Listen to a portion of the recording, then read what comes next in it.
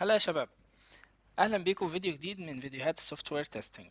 الناس اللي داخله جديد في المجال او الناس اللي عايزه تعمل ريفرشمنت للمعلومات اللي عندها.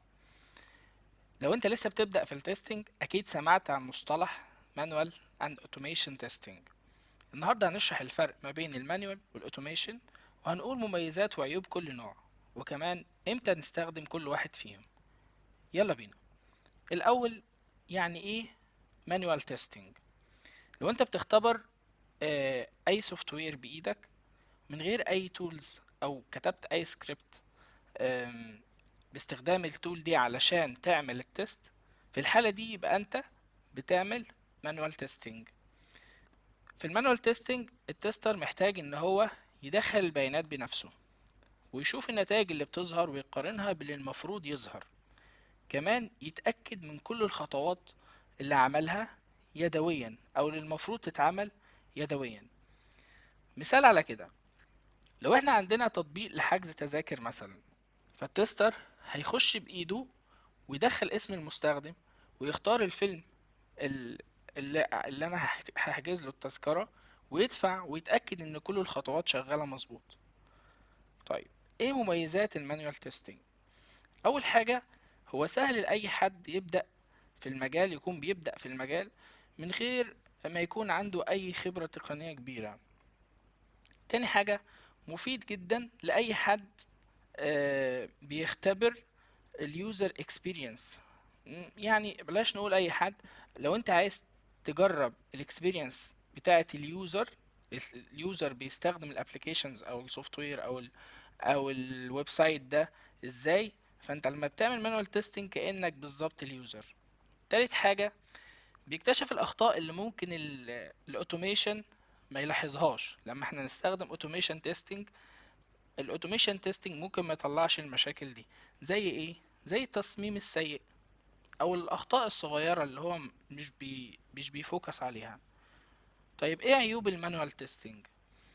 اول حاجه، بياخد وقت طويل جدا، بالذات لو في عندي تيستات كتير. تاني حاجه، ماهوش دقيق زي الاوتوميشن تيستنج، بالذات لما يكون المشروع كبير.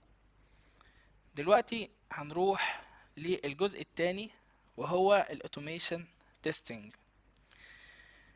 الاوتوميشن تيستنج هو انك لما تستخدم تول زي سيلينيوم، او التول، اي تول. يعني انا مش عايز احدد تول معينة علشان الكلام ده هيجي شرحه بعدين، انت لسه في مجال جديد.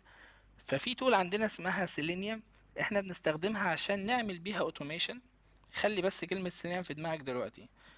الادوات دي او التولز اللي زي سيلينيوم دي احنا بنستخدمها وبنكتب جواها سكريبتات معينة علشان نعمل التستات اللي كنا بنعملها مانيوالي اوتوميشن من خلالها. طيب، اديني مثال على الكلام ده. لو عندك مثلا 100 منتج وعايز تتأكد ان سعرهم بيتحسب صح، بدل ما تفضل تجرب كل منتج بإيدك وده هياخد وقت كتير جدا، لا، انا ممكن اكتب سكريبت بالاوتوميشن وهو يقدر يعمل كل ده في دقايق.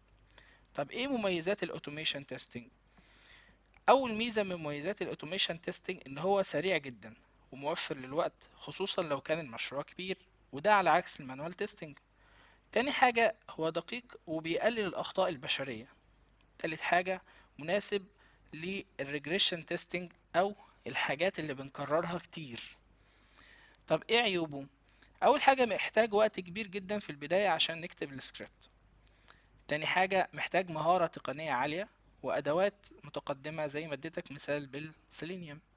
تالت حاجة، مش فعال لو في أخطاء في اليو اي او الحاجات اللي هي related باليوزر اكسبيرينس زي ما انا وضحت في المانيوال تيستنج.